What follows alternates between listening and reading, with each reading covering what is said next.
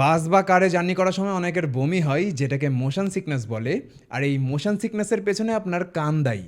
জি, আপনি ঠিকই শুনেছেন। আমাদের ইনার কানের ভিতরে কিছু সেন্সর আছে, যেটা আমাদের ব্রেনকে সবসময় সিগন্যাল প্রদান করতে থাকে যে আমরা কোন দিকে অগ্রসর হচ্ছি।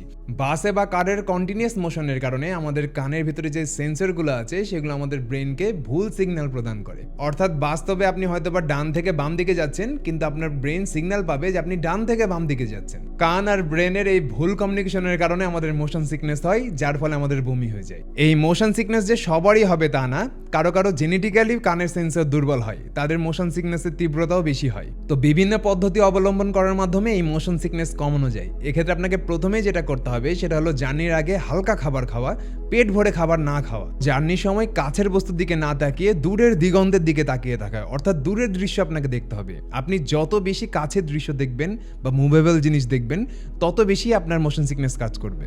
এরপর যেটা আপনি করতে পারবেন না সেটা হলো ফোন স্ক্রলিং করা বা বই পড়া। যেহেতু বাসের ভিতরে আমরা হাতে যে বস্তুটা ধরে আছি সেটা কন্টিনিউয়াসলি নড়াচড়া করে, এই নড়াচড়ার দিকে আপনি যত বেশি তাকিয়ে থাকবেন তত বেশি আপনার মোশন সিকনেস কাজ করবে। এছাড়াও চোখ বন্ধ করে শুয়ে থাকা এবং মাঝে মাঝে লেবু ও কমলার ঘ্রাণ নেওয়াও মোশন সিকনেস কমায়। এই সব কিছুতে যদি কাজ না হয়, তাহলে যে কোনো ফার্মেসিতে আপনি মোশন সিকনেস কমানোর ওষুধ পাবেন। সেটা জার্নির পূর্বে একটা গ্রহণ করলে মোশন সিকনেস পুরোপুরি বন্ধ হয়ে যাবে।